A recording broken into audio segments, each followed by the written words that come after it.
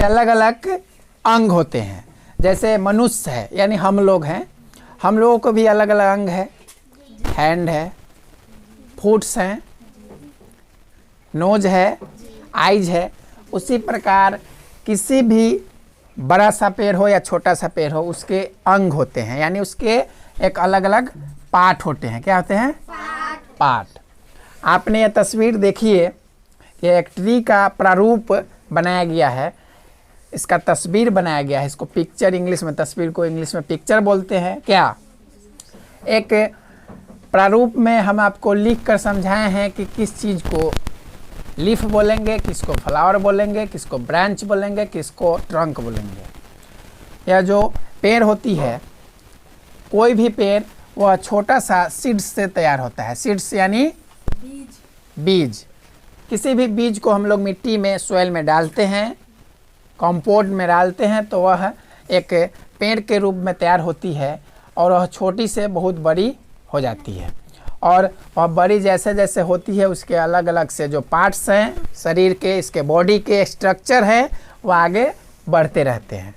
यह जो पेड़ है इसे एक बरगद का पेड़ बनाने का हम प्रारूप दिए हैं। बरगद का जो काफ़ी विशाल पेड़ होता है, स्ट्रॉन्ग, आपके आसपास होंगे, देखिएगा, काफ़ी विशाल होते हैं, जो हवा को भी यह मोक्ष कर सकता है। इसमें आप सबसे पहला जो इसका पार्ट्स है वह है रूट। रूट यानी जड़। रूट से ही इसका ग्रो होता है, रूट से इसे सब चीज़ मिलता है इसके।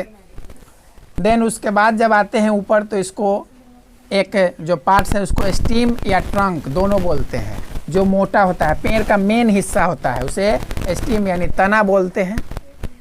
उसके आगे भी बहुत सारे डालियाँ निकल जाती है जिसको ब्रांच बोलते हैं। ब्रांच यानी शाखा।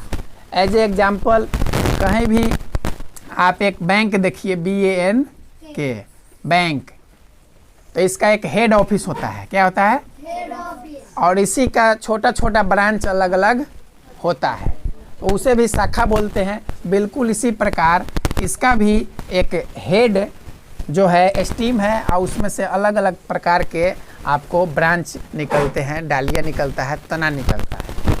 उसके बाद आते हैं पूरे पेड़ के प्रारूप पे, तो इसमें आपको मिलता है लीफ यानी पत्ता, उसके बाद मिलेगा आपको फ्लावर, उसके बाद मिलेगा फ्रूट यानी फल। तो आपने देखा कि रूट से होकर steam, branch, flowers, leaf, fruits, पेड़ पौधों से मिलती है। तो इसका प्रॉफिट, इसके पार्ट्स और इसका महत्व हम सभी जानते हैं कि क्या क्या है। तो पेड़ को बचाइए, इसीलिए हम आपको बोले हैं कि सेव, सेव द ट्री, यानी पेड़ को बचाए।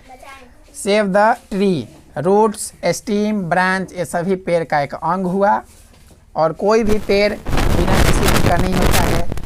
यह अगर डैमेज हो जाता है तो उसका जो प्रारूप है वो बदल जाता है, सीधा नहीं होता है। कुछ पेड़ आप लगाए, सीड्स लगाए, लेकिन पेड़ जो है वह गिर गया किसी कारणवश, आंधी के वजह से या किसी भी ठंडर के वजह से, तो क्या होता है?